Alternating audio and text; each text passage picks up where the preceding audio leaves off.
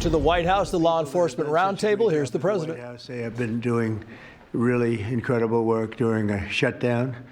I don't even know if they're supposed to be working, but they wouldn't miss a day. So I just want to thank everybody for that very much.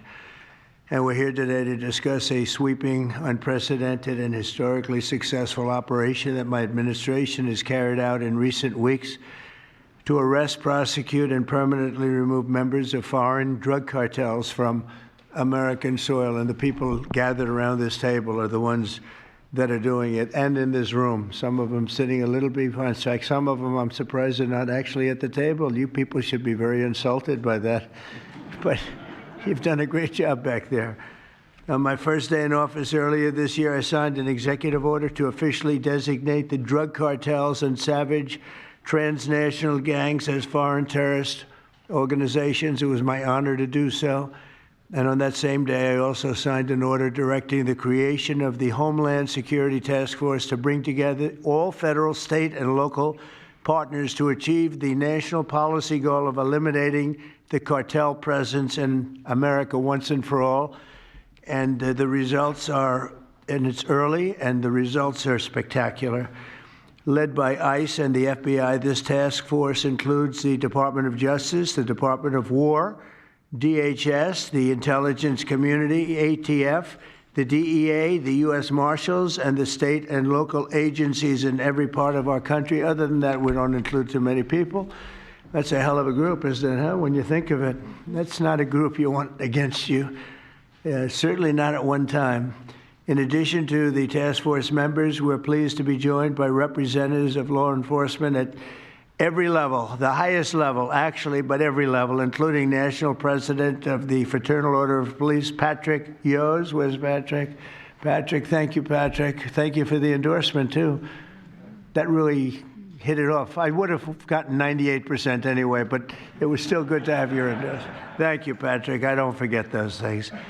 President of the National Sheriff's Association, Chris West. Chris? Thank you, Chris, very much. Great. Good job. Major Cities Chief Association Executive Director Laura Cooper. Laura, thank you, Laura, very much. Major County Sheriffs of America Executive Director Megan Noland.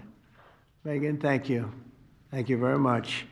And President of the National Border Patrol Council, my friend, and a very good speaker, by the way. Whenever he gets up and speaks, I say, that guy can really speak. I don't know. I don't want him to run for office. I want him to stay where he is. Paul Perez. Paul. Thank you, Paul. Where is Paul?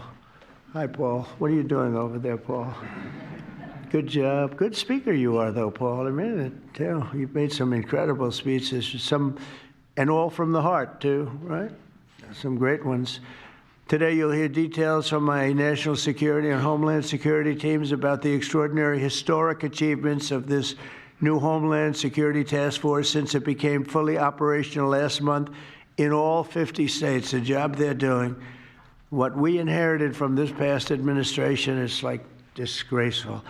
In a matter of weeks, the task force has made the largest number of arrests of cartel leaders, operatives, and gang members in American history, more than 3,000 and counting. That includes members of the ultra-violent New Generation Cartel, the Sinaloa Cartel, the LNFM Cartel, MS-13 Cartel, and you know MS-13, the gang, and Tren de Aragua, another beauty. That's a group of real garbage we have to deal with, that we shouldn't have to deal with. These are, in addition to the massive numbers of dangerous criminals my administration arrested nationwide since January 20th, numbering over 120,000. It's a record, and 120,000 criminal arrests. Thank you very much. Unfortunately, for 4 long years before I took office, the last administration allowed the cartels and their operatives to frankly take over our country, to freely infiltrate America and all the communities nationwide. Along with transnational gangs, these groups have unleashed more bloodshed and killing on American soil than all other terrorist groups combined. These are the worst of the worst. It should now be clear to the entire world that the cartels are the ISIS of the Western Hemisphere, in addition to their monstrous violence, such as cutting off heads, burning their enemies alive, and burning innocent people alive, too, by the way. The cartels control large swaths of territory. They maintain vast arsenals of weapons and soldiers, and they use extortion, murder, kidnapping to exercise political and economic control. Thank you very much, Joe Biden, for allowing that to happen. Biden surrendered he just surrendered our country to the cartels. Don't worry, it gets better. We're taking it back. It's really fast at levels that nobody's ever seen before. But what we had to put up with, what we inherited, was just a disgrace. And while Biden was president, if he was president, I think the autopen was president, not Biden, nearly 100% of those who infiltrated our southern border did so because they were personally approved.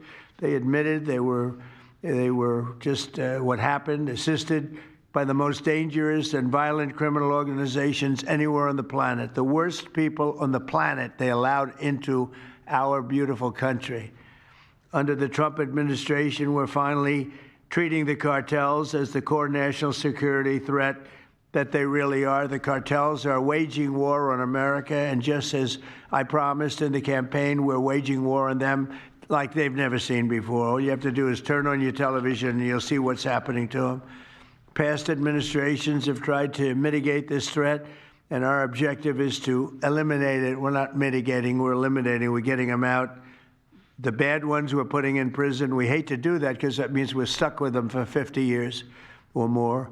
In recent weeks, our Homeland Security Task Force has seized more than 70 tons of deadly narcotics, along with more than 1,000 illegal guns. And that's just recently. This is already the most successful anti-cartel and anti-gang operation in American history, and it's just getting started. We have incredible people. A lot of them are in this room with us today, and it's an honor to have them. But we're going to not stop until the threat has been fully and completely eradicated. I want to thank task force members with us today, including a person who's doing a fantastic job, Attorney General Pam Bondi. Thank you, Pam. Thank you. Secretary of War Pete Hegseth. Sounds so much better than Secretary of Defense. I don't know. Do you guys agree with that? I don't know. It sounds, we won the First World War, the Second World War. I would say everything before and everything in between. And then we got woke and we said, well, let's call it defense. I think we like it this way better. It's funny. That's something I thought it would be maybe controversial. And it's only controversial that we changed the name in the first place. It's not controversial at all. It's been unbelievably well accepted, Pete. Hasn't it, right? It's been pretty amazing. I thought it would be controversial. People want to have our country back. People want to do exactly what we're doing right now. We're getting a lot of credit for it, and we should. I want to thank, though, Pete. You're doing a great job. Pete Hegseth. Secretary of Homeland Security, Kristi Noem. Kristi, thank you very much. Director of National Intelligence, Tulsi Gabbard. Tulsi, good job. And the heads of all of the law enforcement agencies all throughout the room. You're really amazing, the job you've done. To provide additional details on our mission, I would like also to ask General Bondi to say a few words, followed by Secretary Noem, Secretary Hegseth, Director Gabbard, Homeland Security Advisor Stephen Miller. Stephen, you're such a superstar, Stephen. They called Stephen the other day a very bad name, and I said, you should sue them, Stephen. I think he will. I hope he does. FBI Director Kash Patel and Deputy Attorney General Todd Blanche. And I just want to say it's an honor, the job we're doing, and these people are doing absolutely incredible. I'll just add a couple of things. In Memphis, as you know, where the numbers are down in half already, and it's only been about 2 weeks. You're doing a fantastic job there. Thank you. Incredible. Nobody thought it was possible. It was really it was a very sick city. It was horrible what happened there. People would go from, if you're on the board of FedEx, they would ride you 1 block to the hotel. They said you couldn't walk it because it was too dangerous. And they're already feeling better about it. But the best example right now is Washington, D.C. We went from one of the most unsafe places in the planet, I hate to say, but in this country, to a totally safe city. It's nothing's crime-free, I guess, but this is about as close to crime-free as you're going to get. And you guys have done an incredible job with that. Every one of you have worked so hard on this one, and it's our nation's capital. And people would go to the nation, they'd go from, I always say, Iowa, Indiana. They'd go from Florida, they'd come up, they want to see the monument. I want to see the Lincoln Memorial. I want to see one of the monuments, any one of them, and they'd go home in a coffin. But not anymore. It's not happening anymore. We haven't had that happen in a long time. It was averaging more than one a week, one person a week. Who would think that's possible? And it hasn't happened anymore. And we have a safe city. We have a city where the restaurants are booming. People are going out. Nobody's being mugged, hit over the head with a baseball bat. None of the stuff is gone. We took out 1,700 criminals, many of them career criminals, many of them given to us by Joe Biden and his ridiculous open borders policy. They came in from jails from all over the world, not just South America, from all over the world. Jails, they came in from mental institutions and insane asylums all over the world, drug dealers, and we got them the hell out of here. They're either that, or if they're so bad, as I said before, we put them in jail because we can't take a chance that they come back. But I want to just say that Washington, D.C. is such an example of what could be done. And now the same thing's happening in Memphis. We're just halfway through the process, and already the numbers are far superior, far better than what we would have thought at this time. And Chicago, I just saw the number. Last week, it was last weekend, 4 were murdered, 11 were shot. And then I have this guy Pritzker, is a very weak governor. Let me be nice. I'm going to be very nice. He's extremely weak. He's pathetic. I have Pritzker get up and say how great they're doing in Chicago. They're doing very poorly. So 4 were murdered, 11 were shot. I would say, and that was not a bad week for him. Okay, that was not a bad week. He's had somewhere 18 or 19 were murdered. And you know what his excuse was? Yeah, but that was a long weekend. Okay, can you believe it? He said that was a long weekend. He's bad. And the mayor is worse. I mean, that mayor is worse. Low IQ, very low IQ. And we don't need low IQ people. We need people that are going to take care. And I love Chicago, and I love those beautiful women, black women, beautiful women wearing MAGA hats. And they're all over the place in Chicago. They want protection. They don't care if it's the National Guard, if it's the Army, Navy, Coast Guard, Marines. They'll take Space Force, okay? Space Force, send them in. They just don't want to be mugged, killed, raped, shot in the head, and we stop it. So we're going to be given a very special, we're going to give Chicago very special care. As you probably know, maybe you heard, we were going to do a big surge in San Francisco, but I got a great call from some incredible people, some friends of mine, very successful people. Mark, everybody knows him, and Jensen, everybody knows Jensen, NVIDIA, and others called me from San Francisco, and they said, we're working really, really hard with the mayor, and we're making progress. Would it be possible for you to hold off the surge? And I had 4 or 5 calls, and I think they're making progress of their own. That would be the greatest. I mean, if they could do that, that'd be great.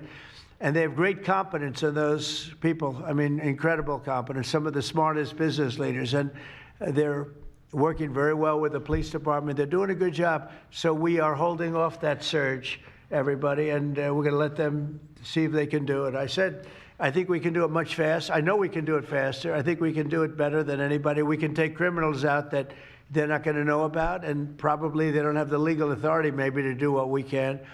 But I'm okay with it, and we're going to let San Francisco, has the potential to be, it was a great, great city, has the potential very quickly to be a great city again. And these are the companies that are there that are all working, and those are the people that asked me, could you do away with the surge, and let's see how it works. And we'll do that. If we need to, we'll do it. But it's possible that we won't need to, and we will be focusing on other places like Chicago, and we'll have Chicago taken care of very quickly. But just remember, 11 people shot, 4 people murdered, okay?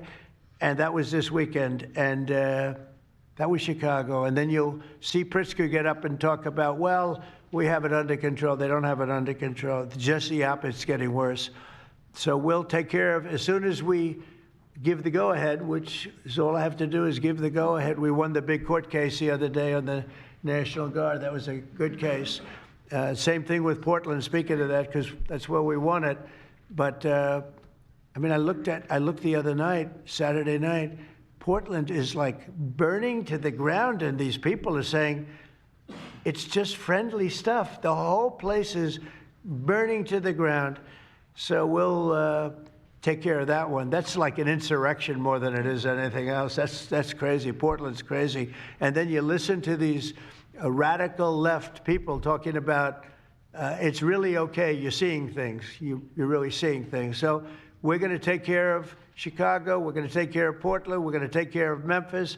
We're proud of D.C. There's nothing to take care of anymore, but we're not going to let it ever go bad. It's never going to happen again, our nation's capital. Hey, Sean Hannity here. Hey, click here to subscribe to Fox News YouTube page and catch our hottest interviews and most compelling analysis. You will not get it anywhere else.